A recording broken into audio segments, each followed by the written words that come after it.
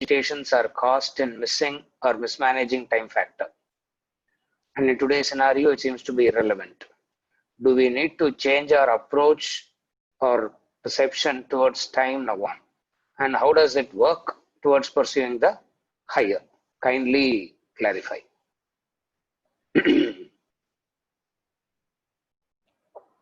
What Srikanth is asking. What Srikanth is asking is, how does one manage the time in relation to the pursuit of the higher?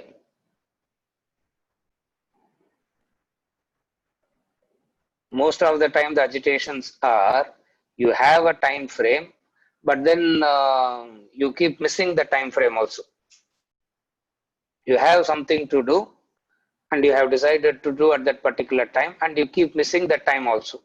So the question is, how does it work towards pursuing the higher? சரியா Srikanth? Yeah.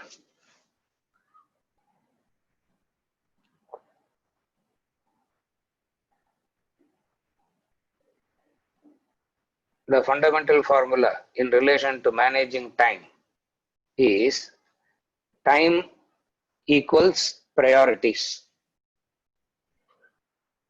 The formula, time equals priorities. So, managing time is nothing but managing one's priorities. More you manage your priorities, to that extent you will be able to manage your time. So time management is nothing but management of your priorities.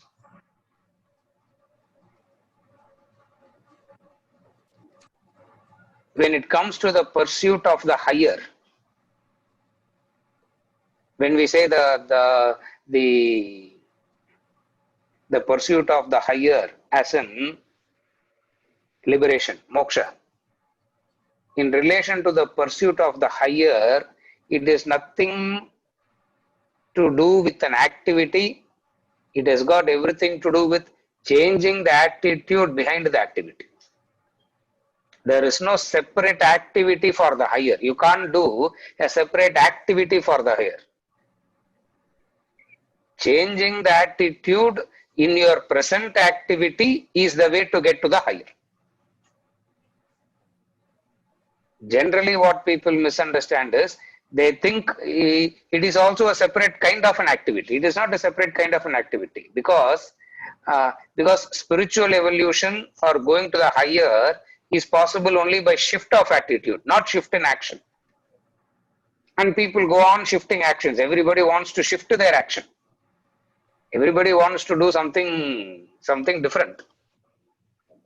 Vedanta comes and says, you can shift your action and it may be interesting and entertaining to you, but the higher cannot be achieved. And if you want to achieve the higher, whatsoever you are doing right now, you need to do that with a change of attitude. It means spiritual evolution equals change of attitude. Spiritual evolution is not change of activity. Spiritual evolution is change of attitude. If we say spiritual evolution is change of attitude, means the change of attitude requires X amount of knowledge and understanding. So it boils down to knowledge and understanding. Managing activities is in relationship to managing the priorities. Now, for example, you will be able to manage your activities only in relation to the goal that you have. You have a goal, that goal becomes your priority, and for that goal which is your priority, you realign, readjust all your other activities. It is about it is about realigning and readjusting all other activities for that goal. It means it boils down to how convinced are you about that? How inspired are you to get there? How convinced are you to get there? The conviction can be the inspiration can be very ordinary, that once a week listening to the class itself, the person may feel very satisfied. I have done something very good. That's all. Rest of the time, nothing happens. Just the satisfaction of having listened to it once a week itself is enough. I'm not saying it's right or wrong, good or bad. The conviction is only to that extent. It can't be pursued any further. Then comes when the conviction is stronger, when the conviction is more, then comes realigning some of your activities for this activity. When I say for Vedanta activity, what I mean is not the time that you dedicate for the class, the time that you dedicate for your own reflection, manana. Because ultimately it is not the class that is going to bring the transformation, it is your own reflection that is going to bring the transformation. The class aids you, the books gives you enough material so that you can reflect. But transformation is possible only through self-reflection.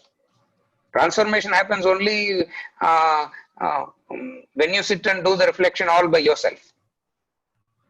So what you do, you fix a dedicated time for reflection. You fix a dedicated time for reflection. And when you fix the dedicated time, you don't compromise on that time for any other.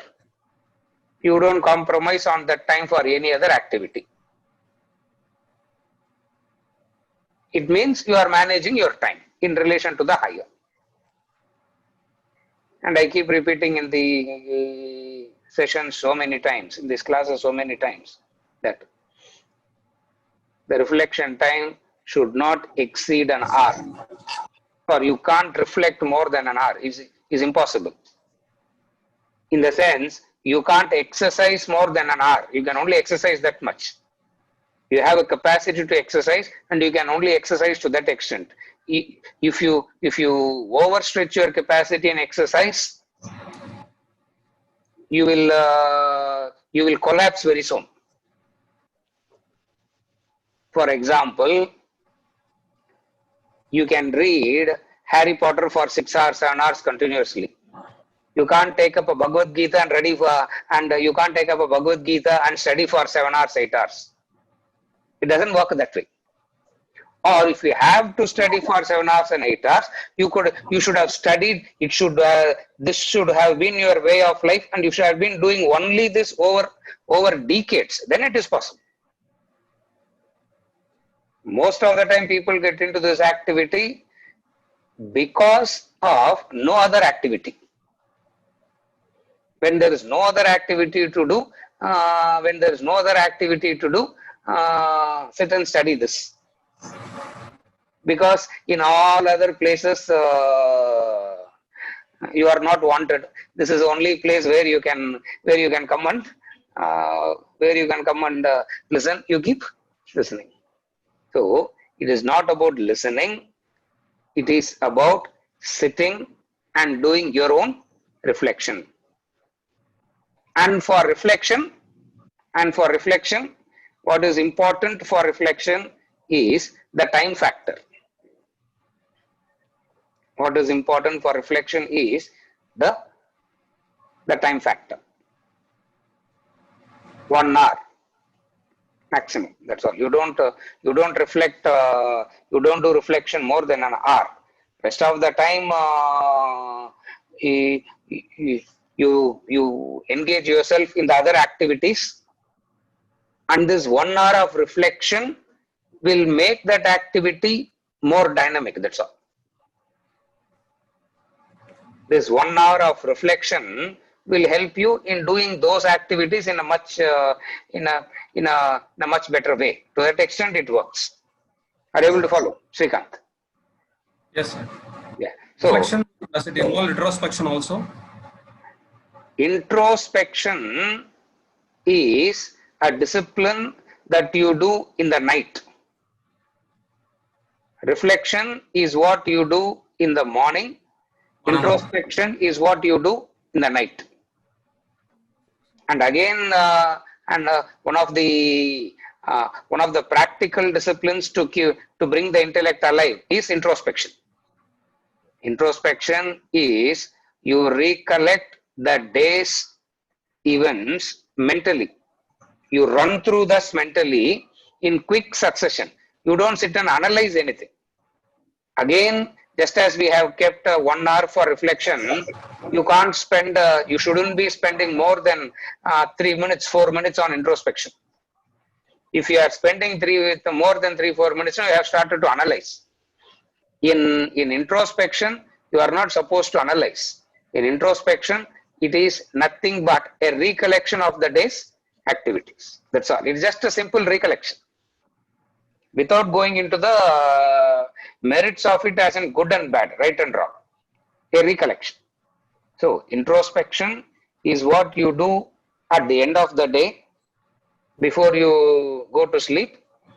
You start the day with reflection and you end the day with introspection.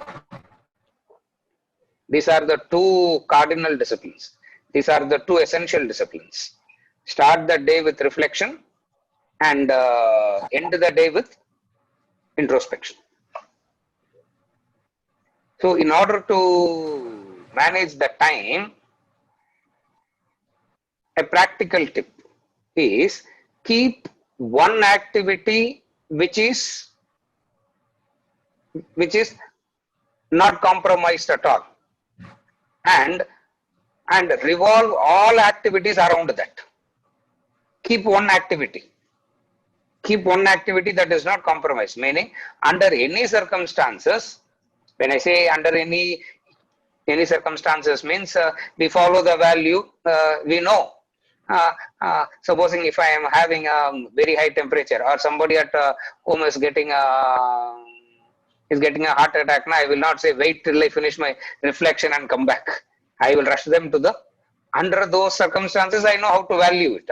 I know how to proportion it. The main factor is you keep one activity which is uncompromised, and all other activities will revolve around that. In that way, it becomes that much easy to manage in that way, management of time becomes easy, because everything gets aligned by default. Instead of making the timetable for the whole day, keep one activity.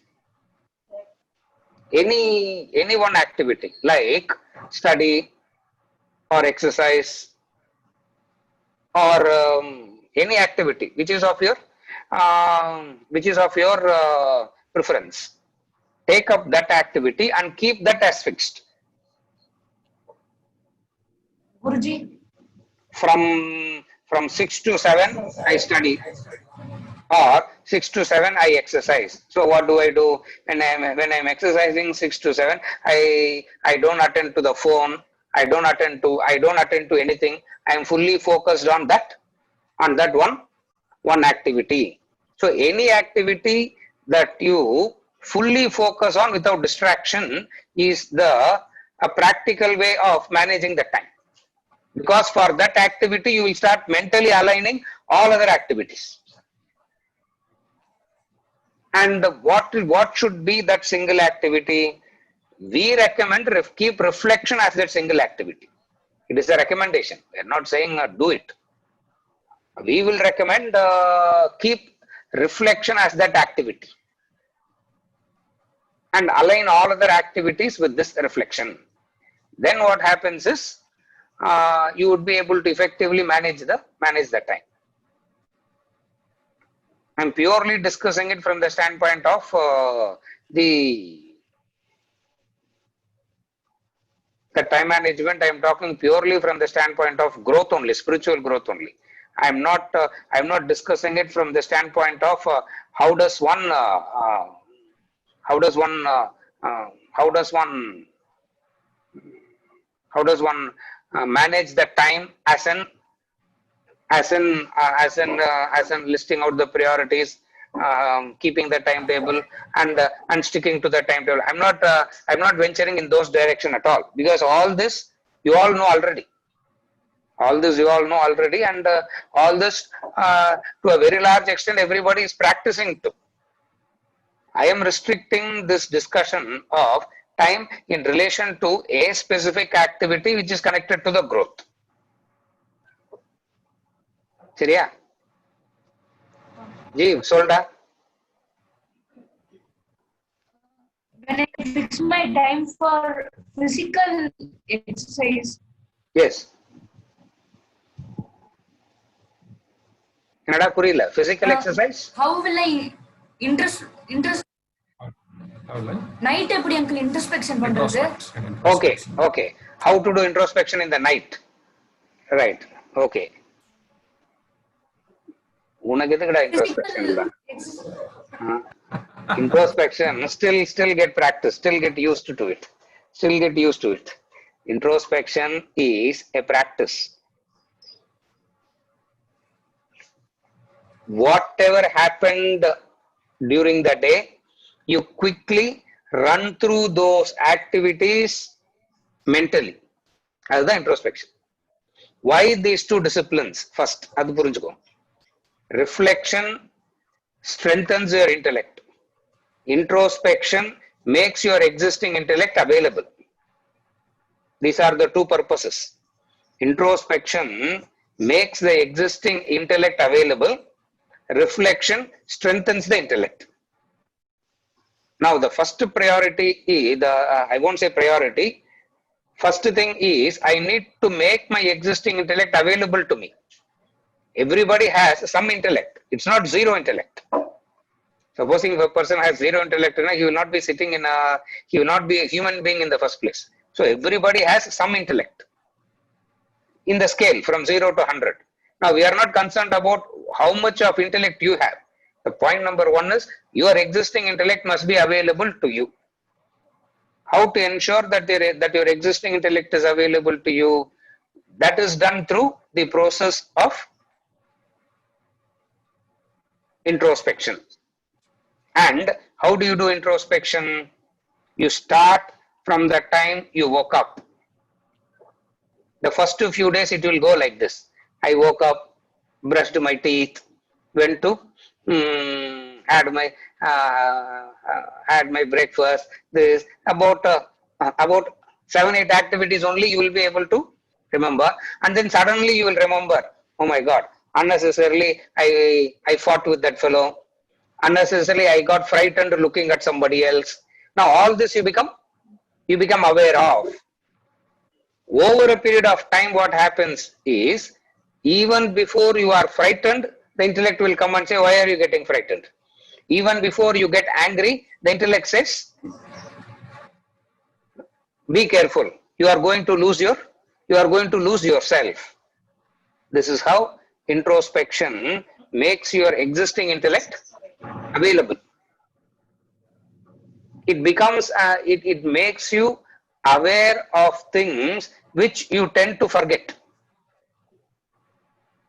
For the idea is intellect should be available before the action. We have always said intellect can be available at 4 stages. In most of the people case, intellect is available after the action. எல்லாம் பண்ணி முடிச்சதுக்கு அப்புறம் ஐயோ I should not have done that. Intellect available after the action, intellect available somewhere at the end of the action. Oh my God, what am I doing now? Intellect available somewhere in the middle of the action, intellect available before the action. Introspection makes the intellect available before the action. And this is how you do introspection. What do you do? Recollect the day's activities. Don't worry about it. It may look very mechanical in the beginning. It may look like you are only remembering it may look like you are only remembering the routine, the, the, the routine stuff. Don't worry about all that. Continue the practice.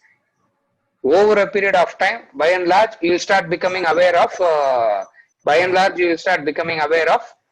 your, your, what you don't want to do and you helplessly do. Is the introspection. You don't want to do something and you helplessly do it because you are just driven into it. Intellect is not available before that. Introspection avoids this mistake. Are you able to follow?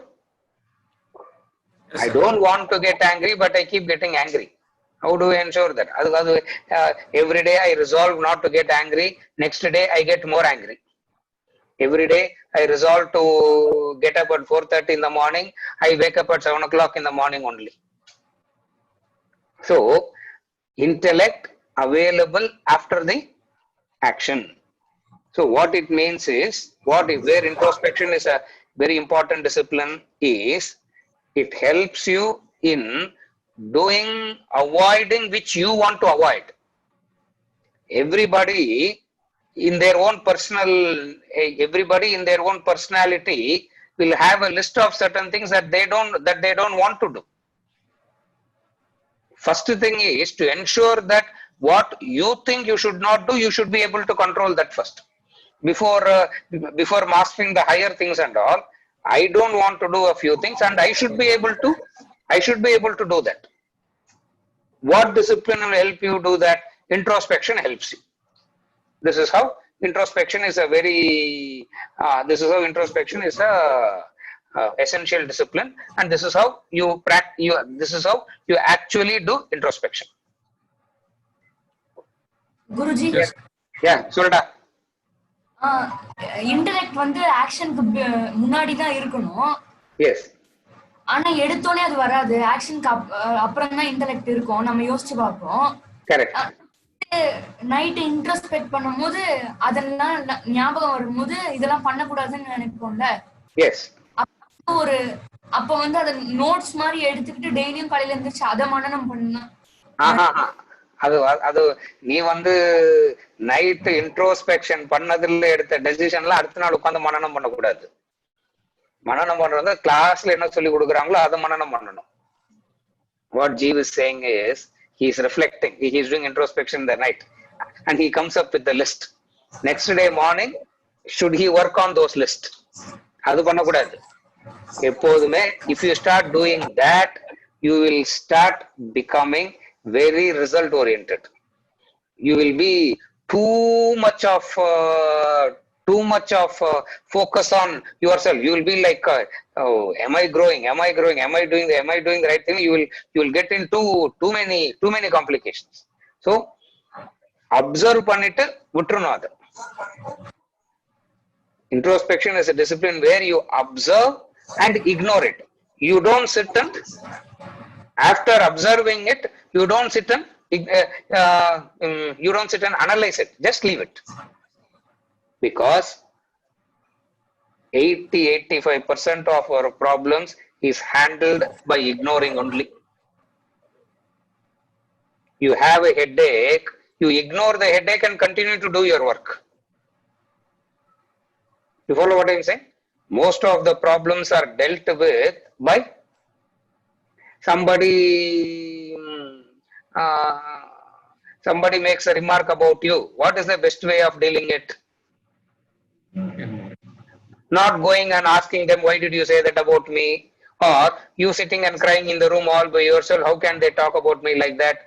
What is the ideal way of doing it? Just ignore it and keep going. So introspection is a discipline where it helps you to observe and ignore. It's a training. Where it is too repetitive, where it is hurting you repeatedly again and again and again, that you bring it up. Are you able to follow? On everyday basis that you do this introspection and all, don't bring it back. Just leave it. If something is too repetitive, over a period of years, you are observing something in you. அதெல்லாம் உனக்கு இன்னும் வயசே ஆகலடா, அதனால கவலை இல்லை உனக்கு. Yeah. Over a period of years, you are observing something in you, and you see you see all this. Now, you have to be careful. Right now, what you do, you observe and ignore. You observe and ignore. It is a rule for everybody. For most of the people, I will say, observe and ignore. For most of the problems are best solved by ignoring, by letting it go. Ignoring, what I mean by ignoring is letting it go. Somebody makes a remark, let it go. You have something not going your way, just let it go. Even they shall pass away. Even they shall pass away. அவ்வளவுதான். சரியாடா? Yes. Jeev. ஓகேவா? Right. And you have already given a guideline also. Yes. Based on gunas, the time schedule, like early morning is sattvic time, Correct. rajasic. Correct. So we will align our activities based on those. Yes, align. Correct. Also. Yes, exactly correct. Align your activity for reflection, as in reflection is best done in the sattvic time. Why reflection is best done in the sattvic time is because there is a natural support. There is a natural support. Nature itself supports you. Throughout the day we will be thinking. It's not that thinking is restricted only in the early hours of the morning. Throughout the day we are thinking. But the thinking will be very penetrative in the early hours of the morning. What can be done in 5 hours can be achieved in 1 hour in the morning. That is why we always have this Brahma Muhurta time for reflection. The Brahma Muhurta time for reflection is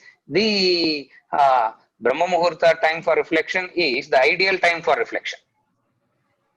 The Brahma Muhurta starts from don't get scared about the timings.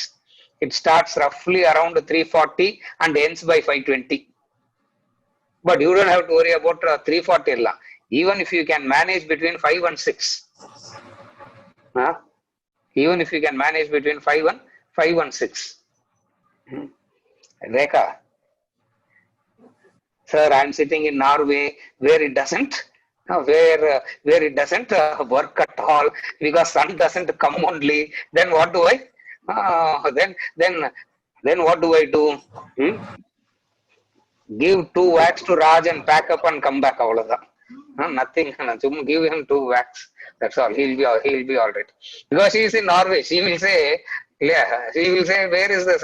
Sun doesn't come only, or it doesn't go only. Then what do I? Either it doesn't come or it doesn't go. Then what do we do? What it means is there is a natural time. There is a natural time. Because, see, why it is so natural is because of this.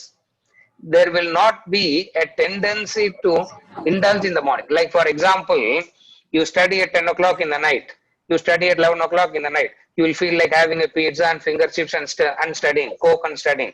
You study at 5:30 in the morning. You will not feel like having any one of this. You can sit and study just straight. To that extent, distractions as in indulgences you don't need. As you tend to go during the day, you need supporting factor. Like even if you wake up at 4:30, you will feel like having the coffee at 6 o'clock only. You will not go and make the coffee first. Naturally, the indulgences are less. That is why we say use that time for reflection, because it's the support of the nature. And your clarity is also very high. but you have to get used to do it over a period of time. It will not come in few weeks. It will not come in few weeks. It will take a few months to get used to this pattern. And once you get used to this pattern, you are all right. I would recommend 5 o'clock to 6 o'clock. 5 o'clock to 6 o'clock, because 3:30, 3:45 you can do only if you can have the luxury of resting in the afternoon. If you can have the luxury of resting in the afternoon, 3:30, 4 o'clock and all is all right. If you can't have the luxury of resting in the afternoon, 4 o'clock is not there, because over a period of time you will start slowing down, because that sharpness will reduce. Therefore, safer for most of the people who are coming to these classes and the sessions, I would say safely is 5 o'clock. Seriya? Seriya, Jeev? हाँ.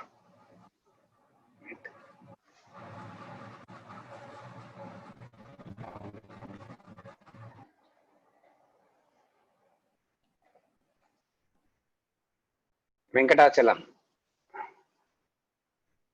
can you, reflection as a discipline, can you please suggest a process or an approach to reflect effectively?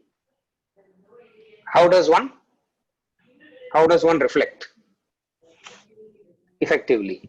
First thing is, knowledge has two parts. One is that which you have understood, another one where you have doubts. It has two parts always. Some part of it is always, some part of it will be clear, some part of it you will have some doubts. Now, what is reflection? Reflection is that which you have understood, you go over it again and again. Where you have a doubt, you clarify the doubt. You try and clarify it by yourself first. That's the best work. You try and clarify it by yourself first, and wherever it doesn't help you, you come and clarify it But the first attempt must be to do clarification by oneself.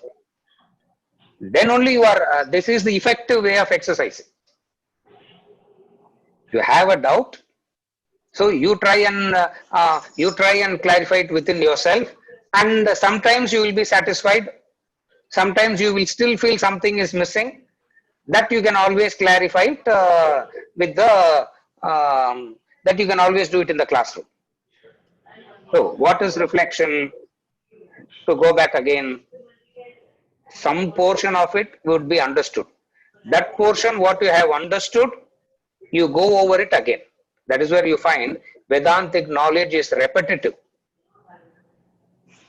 You will not find new concept discussed every day. It is the same concepts that is repeated again and again and again. If something you are finding new every week, then it is not Vedanta. Vedantic knowledge, maybe some new explanation would be given. Maybe some new words would be taught. Maybe some new way of saying would be there. But the concepts do not change. Concepts are repetitive, cyclical. That's why some of the people who say, "Sir, I am joining in between. I have missed so much.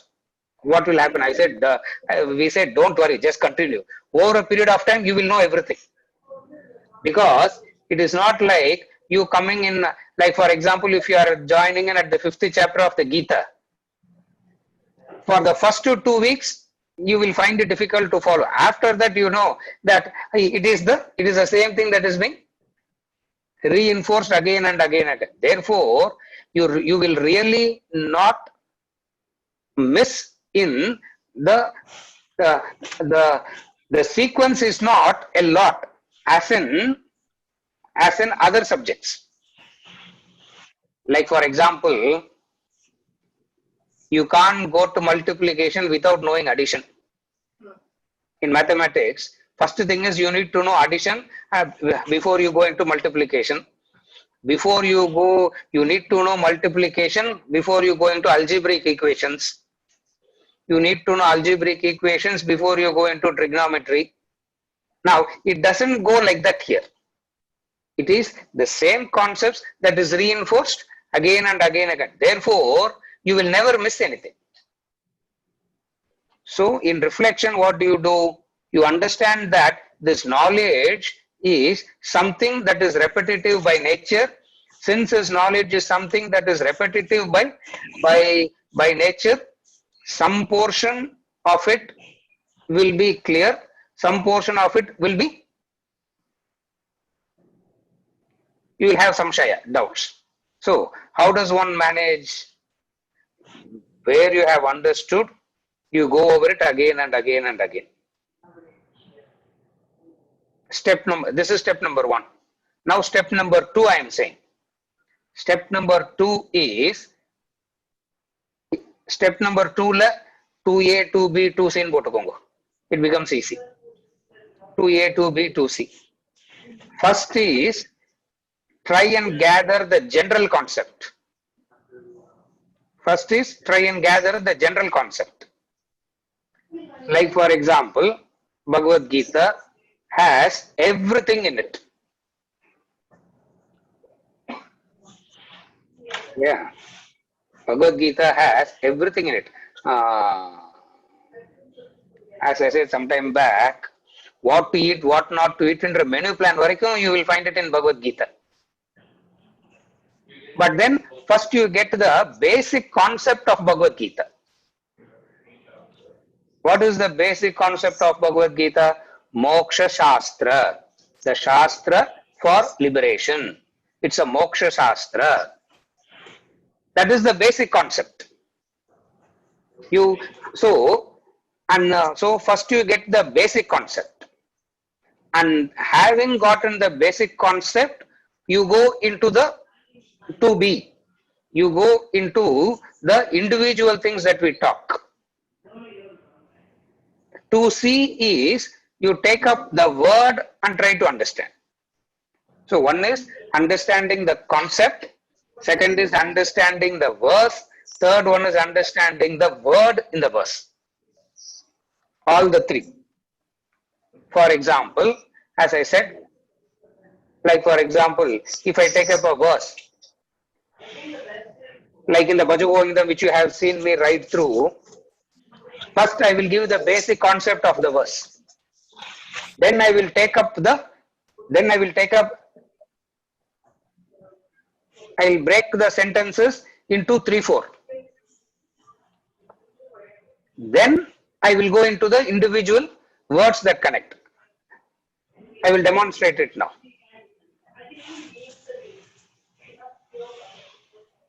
Sasangatve nisangatvam, nisangatve nirmohatvam, nirmohatve nischalatatvam, nischalatatve jivan muktihi. Is the verse. The concept of the verse is steps for moksha. That's the concept of the verse. I'm just taking this as I'm just randomly in the Vasa memory gondadipu. Sasangatve nisangatvam, nisangatve nirmohatvam, nirmohatve nischalatatvam, nischalatatve jivan muktihi. You take this verse. First you get the concept of the verse. What is the concept of the verse? Progressive steps to moksha. What are the progressive steps to moksha? That is going into the breakdown of the verse now. What is the breakdown of the verse?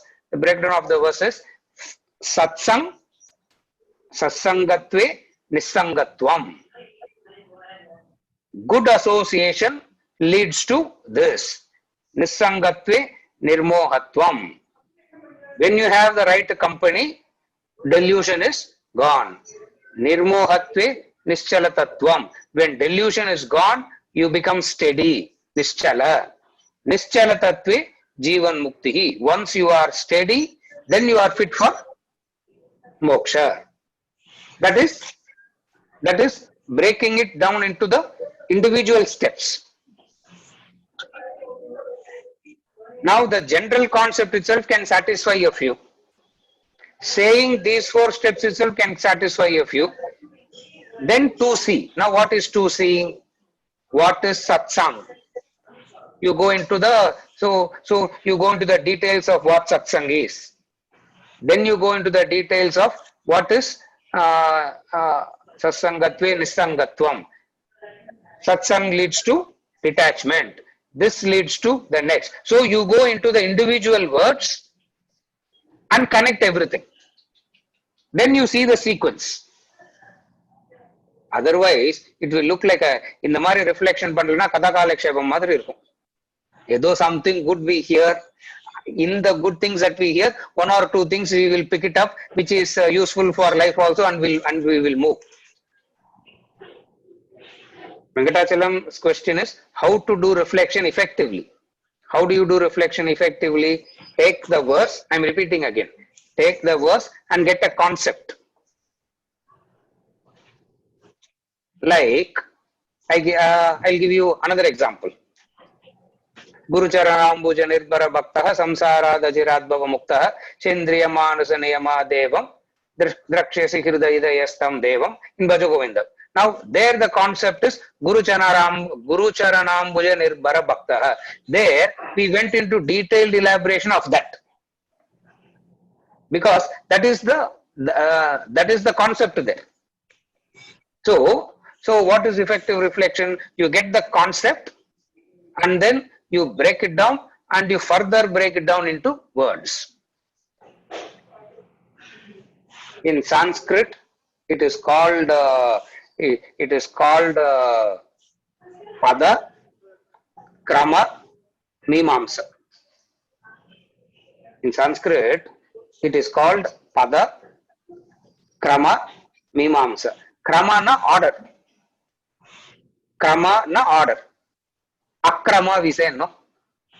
Romba akramam pandranga sir, we say, no? What is akrama? There is nothing in order.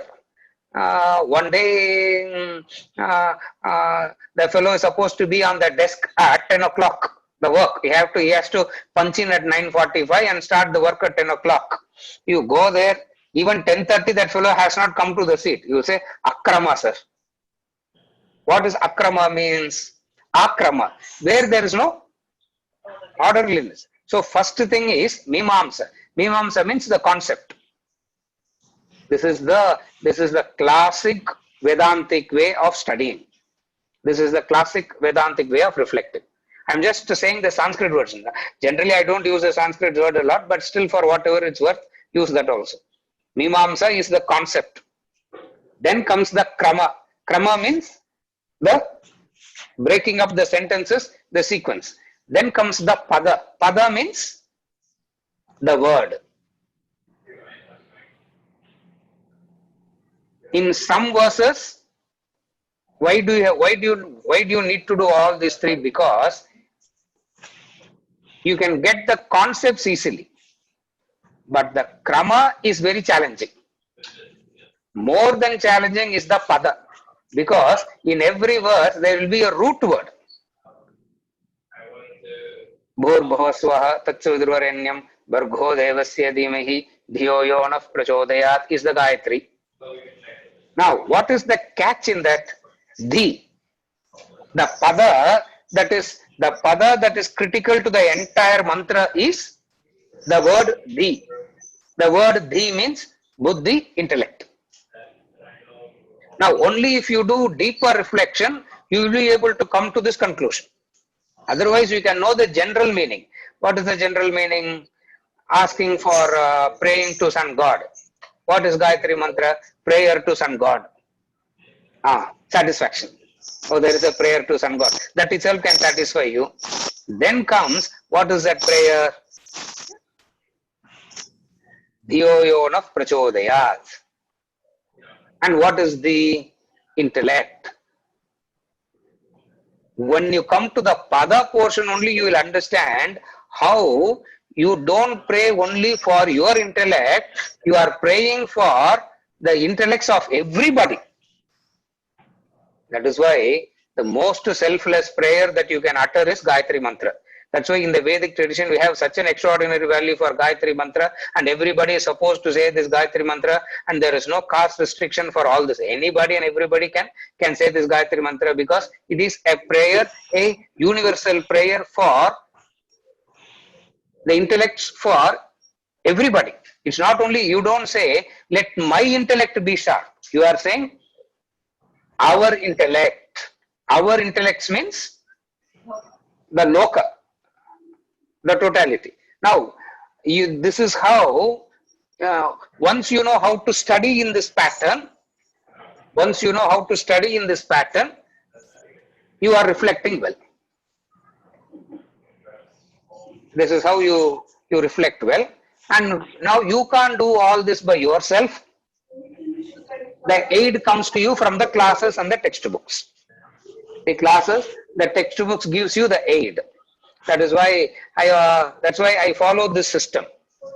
First, I will say the broad outline of the verse, broad concept. Then we break it up. Then we further break it down. Some verses, there is a catch, that one word. And we catch that word. Then, if you following this method of study, you are doing what is known as manana, reflection. 1, 2A, 2B, 2C solliyachu. Ipa 3.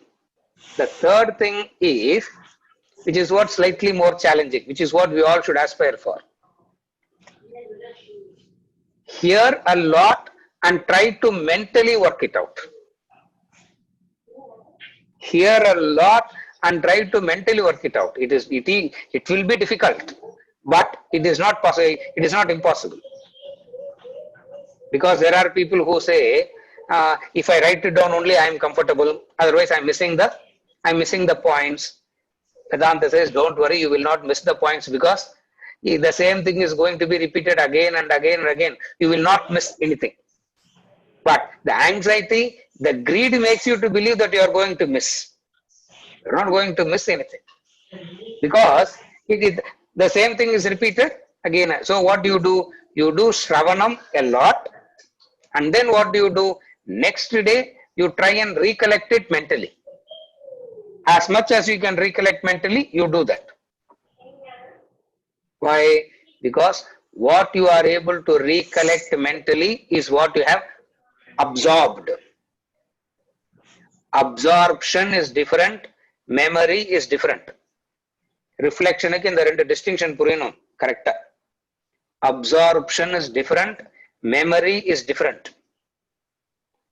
In this classroom, we are not interested in increasing your memory. We are focused on absorption. Again, I repeat. What you can recollect mentally is what you have noted down. Absorbed, is what has gone into you. Rest of the things goes into your memory. Rest of the things go into the memory. Now, beyond a point, memory is very dangerous. Memory is very good for worldly activities. When it comes to philosophy and religion, absorption is necessary. A mathematics teacher can be a very superstitious person, because there he needs to know only the mathematics, he needs to know the concepts and memorize it and teach it. That much only we are interested. We are not interested whether he is absorbed it or not. Are you able to follow the difference? We are not interested whether he is able to absorb it or not. We are not interested in that. When it comes to Vedanta, we are not interested in the memory knowledge. We are interested in how much have you absorbed. And absorption is possible through internalizing it. Memory is also internal. No, that's where people misunderstand this. How many ever times we say people don't understand this, and I don't get tired of repeating it also.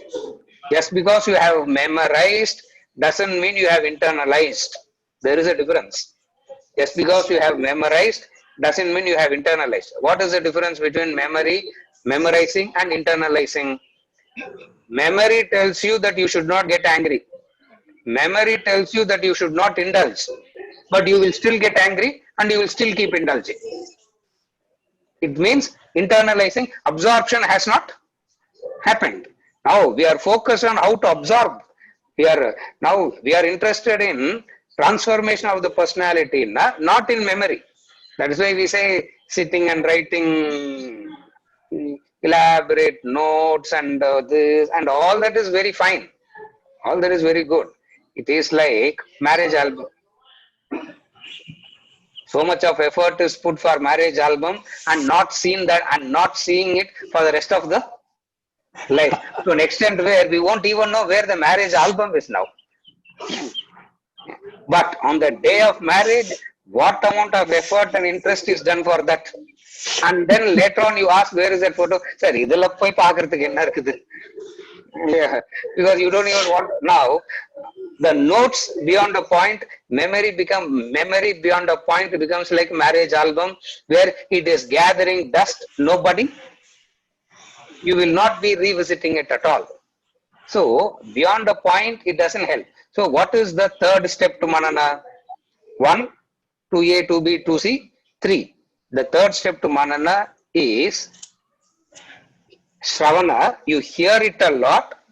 That is why frequently we meet. Why do we meet so frequently? Because you need to do a lot of Shravana, and you do the Shravana, and next morning what you do? You make an effort to recollect. In the effort to recollect is where your intellect is strengthening. Otherwise, only your memory capacity is increasing. And what is memory? Memory is knowing the words, repeating the words without understanding what it means.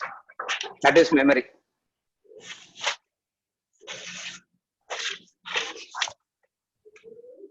Ramanuja, I'm talking about the mathematician, Ramanujan.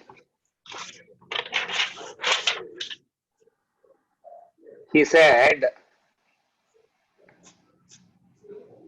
he never went to school, no?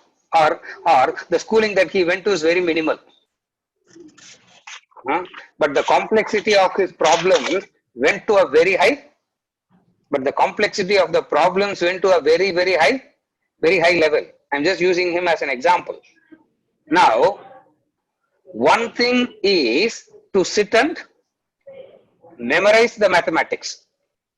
There are so many people who do that, no? I know, because I also used to be a bit interested in mathematics and all that. Some of my friends, they will memorize the sums and come. By heart the sums and come. And what is memory means? As soon as you finish and get out, you will go blank. That is memory.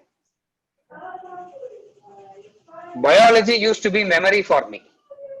Before I go into the class, I'll remember everything. And the final year exam mudichu to vella on the one, if I open the biology book, it will look so fresh to me.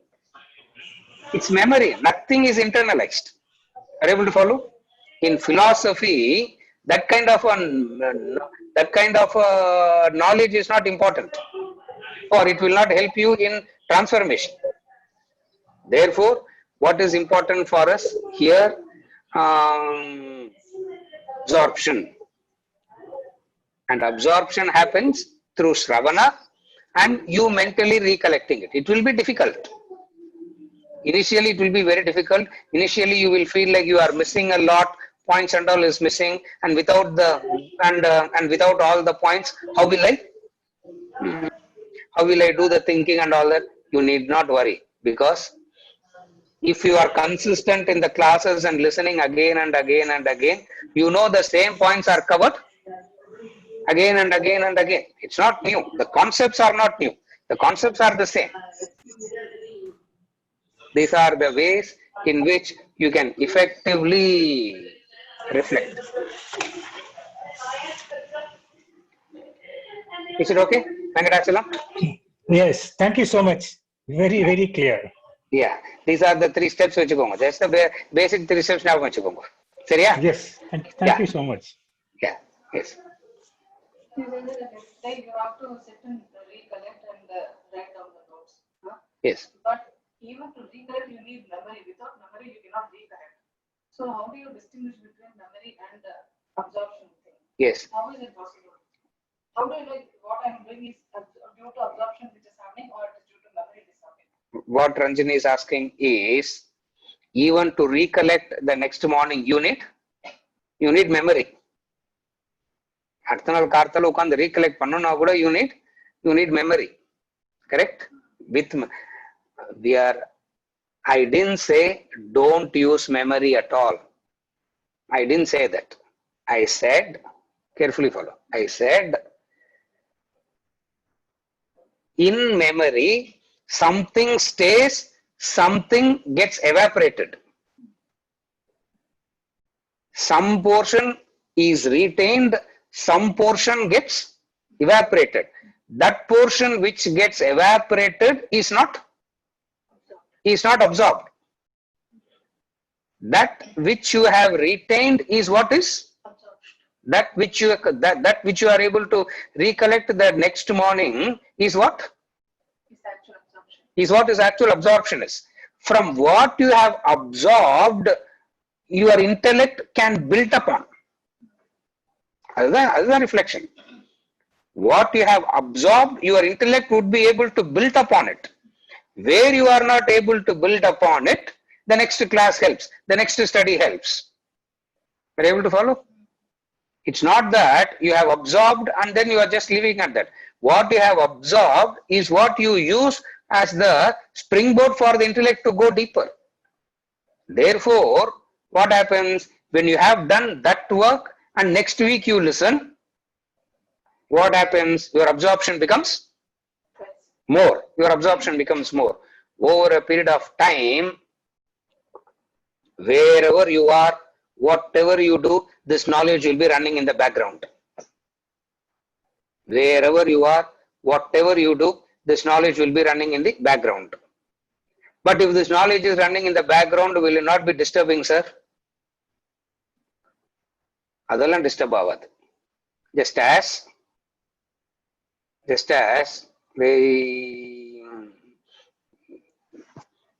very good example I heard long back. The Acharya giving this. He said, see, you are taking the train and going to Bombay, let us say. In between, you will get down at one station. You see the magazines that you want to buy. You give the money. You take the correct change. All the transaction happens. Without any problem.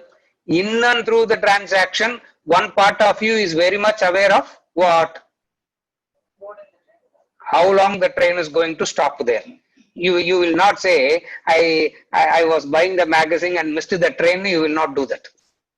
I was buying the magazine and forgot to take the change. You will not do that. So this knowledge, what it does, if you do it in the way that I suggested, over a period of time, this knowledge will be there in the background 24/7, which is what we are all aspiring for. We say, I want this knowledge to be with me all the time. I want this knowledge to be with me all the time. How will this knowledge be with you all the time? Only if you follow this method. What is the method? You absorb. When you absorb, after absorption, it goes and gets stored in memory. Memory, carefully follow, the human memory is so dangerous. It can get stored without absorbing. It can get stored with absorption.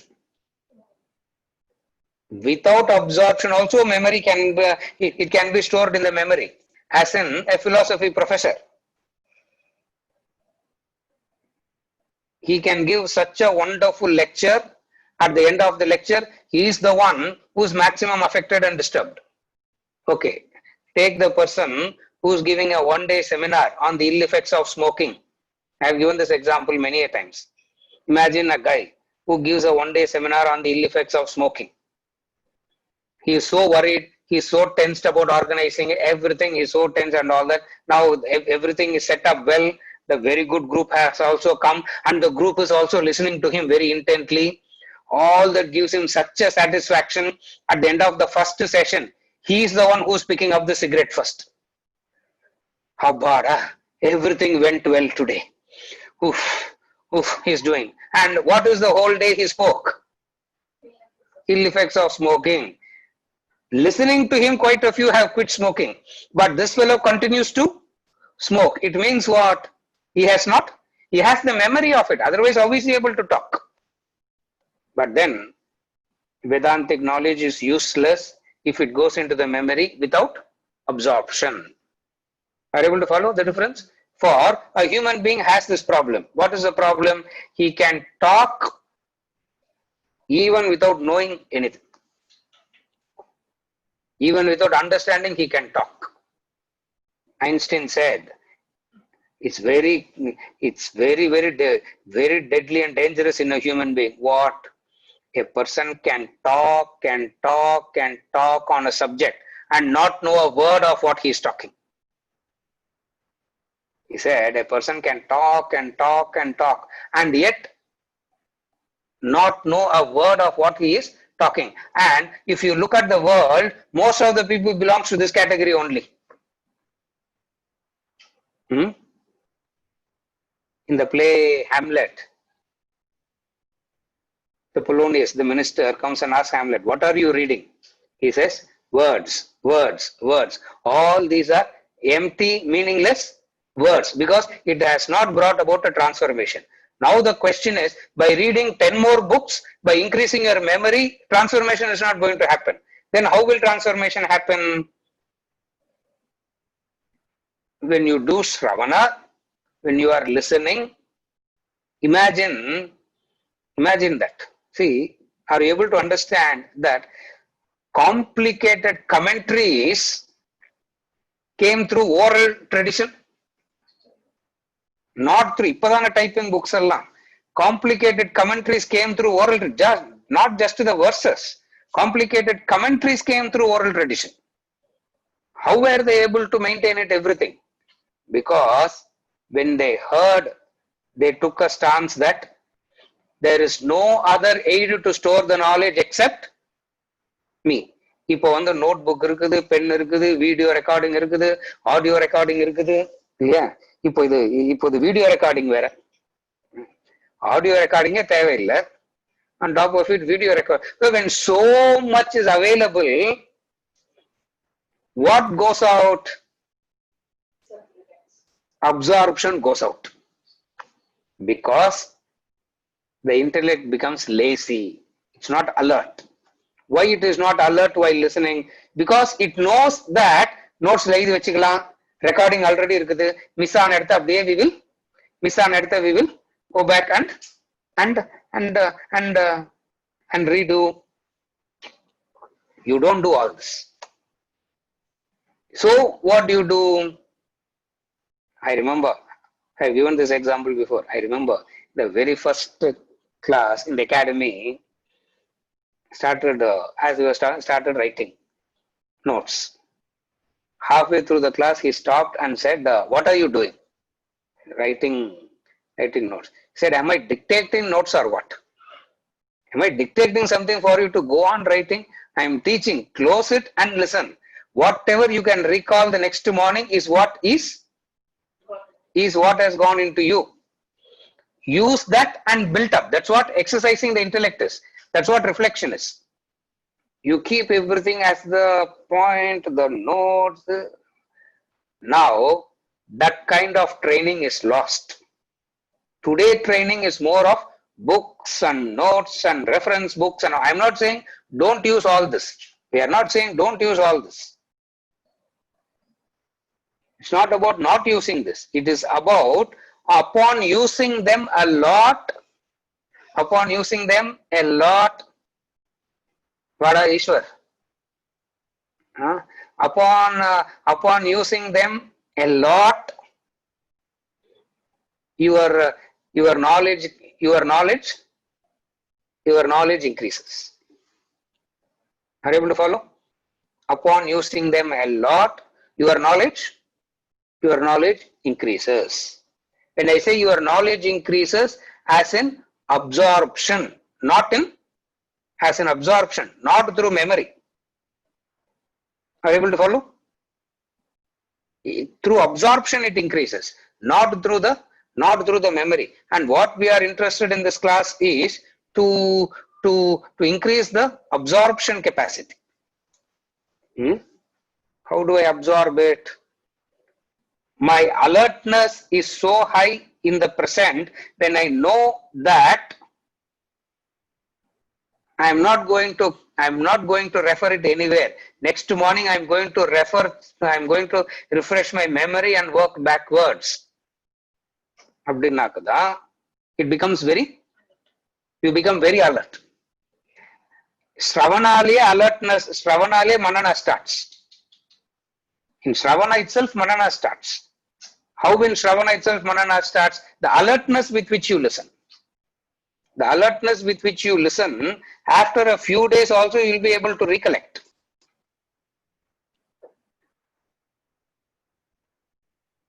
When he speaks,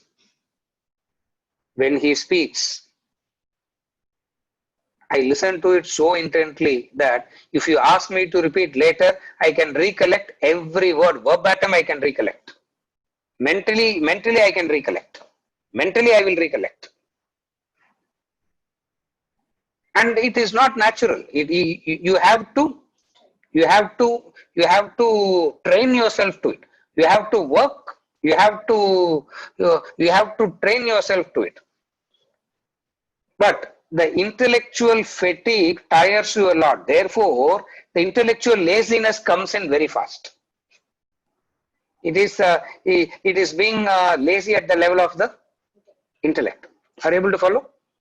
Memory is working, but is the knowledge going into the memory after absorption, or it is just going into the memory without absorption? The challenge is we are filtering it through the intellect, absorption, and then the memory. Is it okay?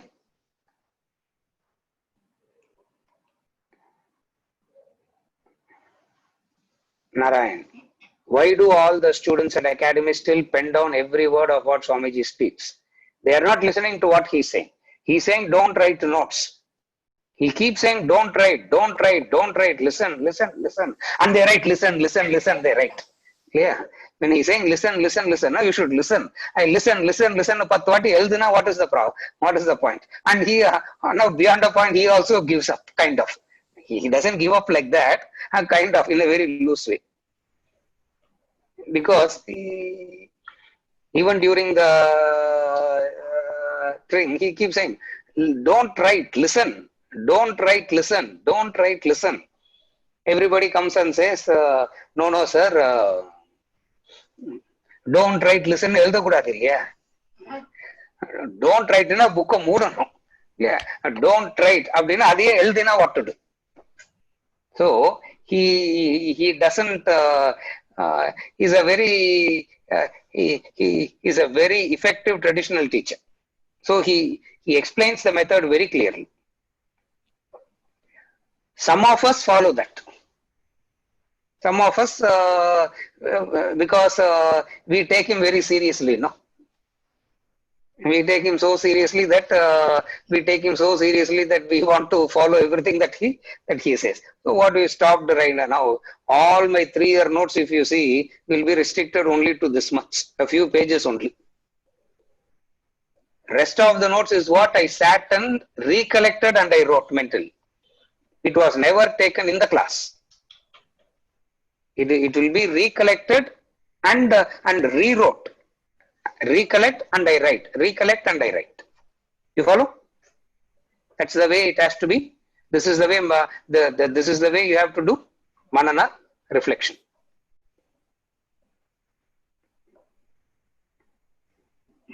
Now, Shweta, how to conquer the 6 enemies of human buddhi with manana technique. Shweta is asking how to conquer the 6 enemies of human buddhi with recollection, manana technique. The reference to the 6 enemies that she is giving is Kama, Krodha, Lobha, Mada, Matsarya, Bhaya. These are the 6 enemies that she is referring to. What are the 6 enemies? Kama, desire. Kama, desire. Then comes Krodha, anger, Lobha, greed, Mada, arrogance, Matsarya, envy, Bhaya, fear. These are the 6 enemies. Now what she is asking is how to conquer them with manana technique. How do you conquer them with manana technique? This is how you can conquer it.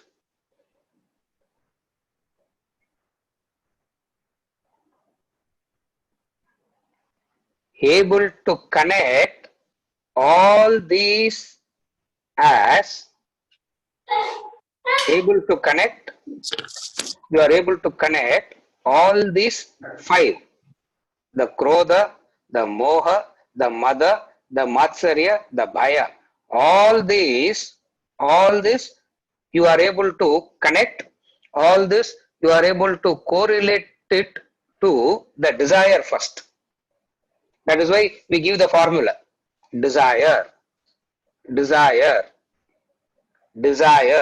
Before Kama comes what? Ignorance. So you start from there again and again and again. You start. What is it? What is the cause for desire? What is the root for desire? Ignorance is the root for. Ignorance is the cause. Ignorance is the root for desire.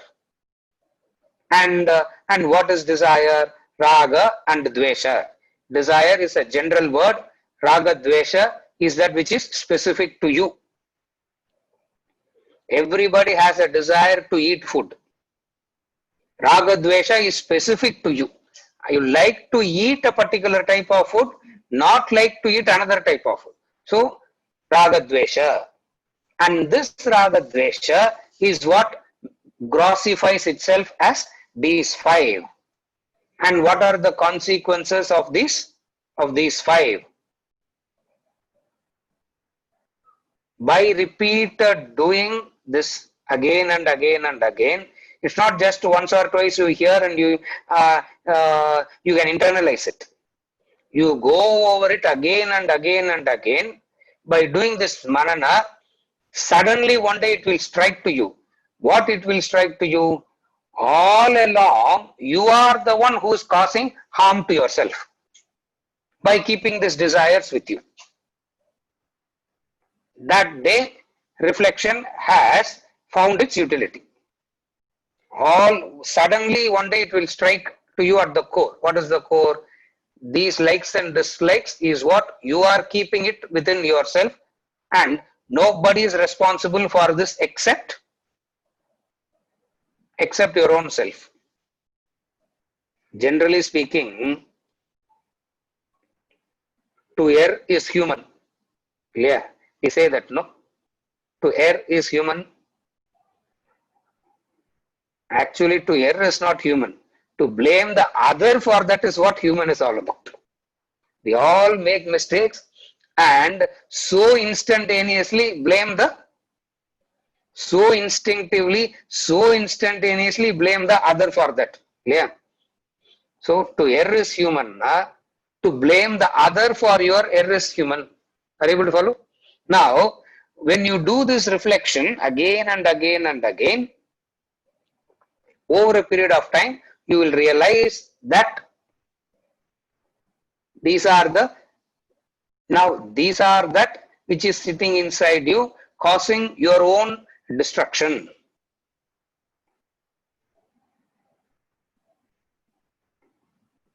What is important, since Shweta brought up this point, I am saying this. What is important is, as I do manana, as I do reflection, that which makes the knowledge stabilize is the rest of the day I need to do karma yoga. Just understanding this kama, krodha, lobha, moha, mada, matsarya, bhaya is all coming from likes and dislikes. Repeatedly you hear it 10 times, it will go into your memory, but it will not help you in dealing with any of this. You will still be a victim of all this only. It means what? There is something vital is also missing. What is vital? What is vital for manana? During that day, performing karma yoga. It's not performing karma, it is performing karma yoga. Another factor which is distinct and different from manana, which helps, which is the aid for manana, is karma yoga. How does it help? I'll quickly explain how it helps. It is like the process of extracting ghee. You know that process of extracting ghee from the milk. Karma yoga is, what is that? You gain knowledge. You gain knowledge. Little bit of knowledge you gain. That is what is the knowledge that you gain from the classes. You put it in the milk, which is what we call as the jamu. You put in the milk. And then what do? You don't keep stirring it the whole time. After getting little bit of knowledge, that after adding little bit of curd to the existing milk, what is done? What is done? It is allowed to set. Karma yoga allows it to set. Otherwise, whole day you keep studying. Whole day you keep reading. What are you doing? You are, even before it can settle, you are stirring it. Therefore, next day manana will not be that effective. Are you able to follow? Therefore, how does one deal with these? How does one deal with these 6 enemies of human being? Through reflection. You go through the analysis, you go through the study of what is taught, and then once the reflection period is over, you close it and immediately get into karma yoga. Getting into karma yoga is what is allowing the milk to settle, to turn into solid curd. Next day again you churn it. Next day again you churn it. And when you churn it, what happens? The butter floats. The butter comes on top. It floats. Collect that butter. Leave it separately. Again, you don't do anything to it. You collect the butter and keep it separately. Repeated practice like this over a period of time, you will have enough butter to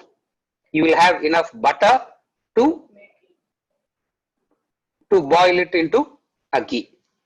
And once it turns into ghee, it is permanent. Once it turns into ghee, it is permanent. What people do is, in the anxiety of wanting to learn faster and more, they miss the karma yoga part completely. They want to study more and more, read more and more and more. As I said in the beginning, novels you can read 6-7 hours of novel you can read. But reflection you can't do a lot. If you are able to do a reflection a lot, means you have reached the stage of nididhyasana, meditation. That's a meditative state, which is not our current level. Therefore, how does one, using the process of reflection, conquer the 6 enemies? Do the study portion for whatever the prescribed study hour is. Rest of the time you have to keep it aside, just as you keep the milk aside to settle. Every half an hour if you are checking it, now what will happen? It will not settle. So karma yoga is keeping it aside. Therefore, how does one how does one do this? The discipline of reflection and the discipline of karma yoga. The discipline of reflection and the discipline of karma yoga combined is what will help you to get rid of the 6 enemies. Because how does one get rid of the 6 enemies? To get rid of the 6 enemies, the combined practice of manana and karma yoga. Manana and karma yoga is what is practical. Only karma yoga without manana is useless. Only manana and not doing karma yoga again is of no use. You need to manage, you need to balance both. And once you balance both and you manage both, you would be able to conquer the 6 enemies. Is it okay, Shweta? Yeah. Yeah. Okay. With this, we conclude for today and we continue the discussion on Dhriti from next week.